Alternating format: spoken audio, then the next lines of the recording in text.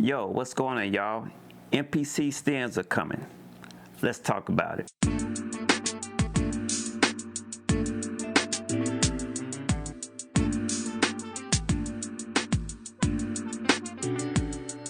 And as you may have seen within the last week or so, Akai is adding stem separation to their software and then to the hardware. And I believe it's going to cost around $10 or so, which isn't bad. So, I mean, why would you not get it? So we can look forward to that. But do we really need it? That's the question some people have asked. And I think it really depends on what type of producer you are.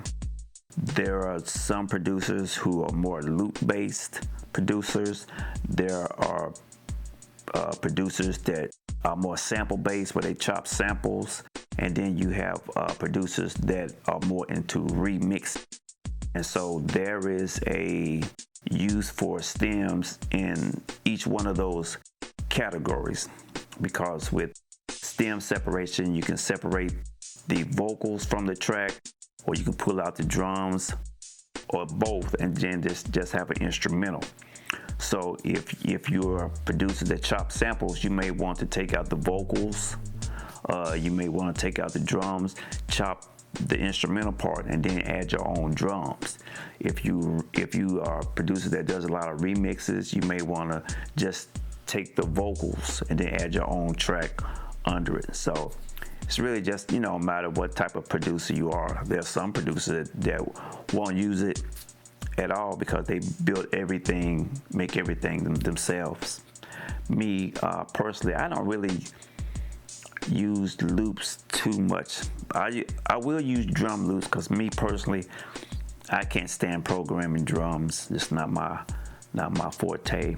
Or may use vocal loops, for a chorus part or something like that. So again, it just really depends on what type of producer you are. You know what I'm saying?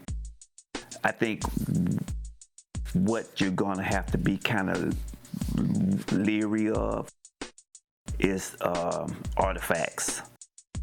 As of right now, Serato Sample does pretty good. FL Studio does pretty good. And from the video that I heard, Akai sounds pretty good. But more often than not, when you pull out the vocals and the drums, those normally sound kind of okay. But it's the instrumental part where there's strings and stuff like that, horns, where you'll kind of get that reverb sound, or that artifacts that sound kind of glitchy in the background, stuff like that. So I don't know if technology has got to the point yet where all of that can sound equally smooth. You know what I mean? Not that I'm saying don't purchase it or don't use it. I'm just saying that as of right now, there are artifacts. You can get artifacts. And then the other thing is this: even if you use stems, you still got to worry about YouTube giving you a copyright strike. That's even with drum loops. Imagine that. And then if you publish your music, out to the masses, so to speak, you got to get it cleared.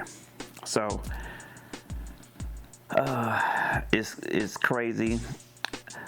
Being able to pull vocals and drums and everything from music has come at a good time, but it's come at a time where you almost can't use it, which is, crazy.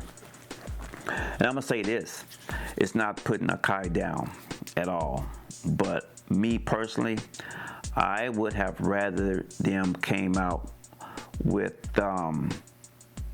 snap to tempo or something like that first, instead of giving us the stems. Because as of right now, warping and time stretching